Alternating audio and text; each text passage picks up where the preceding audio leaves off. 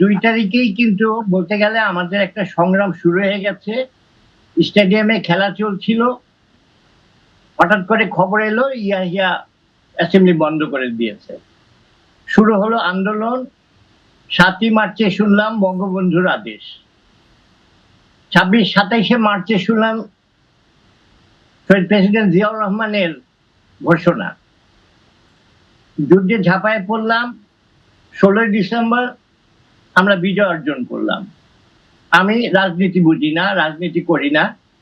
যারা দেশের জন্য কাজ করে সবাইকেই ভালোবাসি।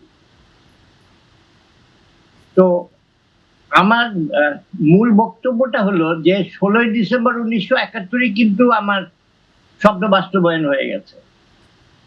কারণ যখন যুদ্ধে গেছিলাম তখন একটাই টার্গেট ছিল যে দেশ থেকে শত্রু বিতাড়িত হবে। শত্রু বলতে পাকিস্তানি সেনারা।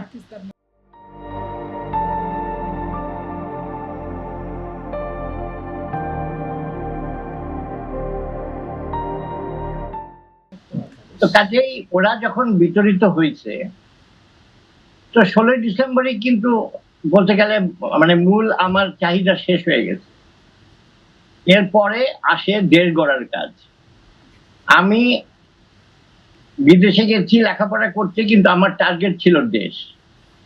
কাজে আমি আমার জায়গা থেকে দেশের জন্য কাজ করে গেছি। আমি জাতীয় চলচ্চিত্র পুরস্কার পেয়েছি, বাচসাস পুরস্কার পেয়েছি, বিদেশে গিয়েছি। কিন্তু আবার আমাকে যখন বললো যে বাংলা একাডেমি পুরস্কারের জন্য আবেদন করতে হবে, তখন আমি প্রোটেস্ট করলাম যে নো, আবেদন করে কোনো পুরস্কার না, ওটা অর্জন করতে হয়। তো যাই হোক, সব মিলিয়ে ঝিলিয়ে কিন্তু এই ৫৫ বছর পার হয়ে গেছে, আমি কিন্তু হ্যাপি।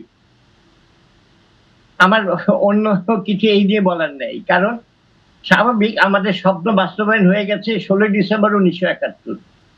তারপরে রাজনৈতিকভাবে কি হলো না হলো আমি জানি না, কিন্তু এক কথায় আমার জায়গা থেকে আমি চেষ্টা করে যাচ্ছি। আমি ১৫০টা বিজ্ঞাপন চিত্র বানিয়েছি, ১৫০টাই বাংলাদেশে। অনেকে বলেছে ডাবল পয়সা দিব, ৩ গুণ পয়সা দিব, বিদেশ থেকে করে নিয়ে আসে। না, আমাদের টেকনোলজি ডেভেলপ করবে না। তো আমার আমার এই যে পিছনের ছবিগুলো, এগুলি কিন্তু মার্চের সেই ছবি। এই ৩রা মার্চ, পল্টন ময়দানে বাঁশের লাঠি। ভাবা যায় কিভাবে জনগণ নেমে গেছিল মাঠে। কাজেই মানে আমার কথায় এক কথা, এবং যে যা জায়গা থেকে যদি আমরা দেশের জন্য অল্প কিছু করি সেটাই এনাফ। আমরা ছিলাম মাত্র ৭.৫ কোটি, এখন ১৮ কোটি। আমরা তো সবাই একটু করে করলেই এনাফ হয়ে যাবে, বাকি তো পলিটিশিয়ানদের ব্যাপার।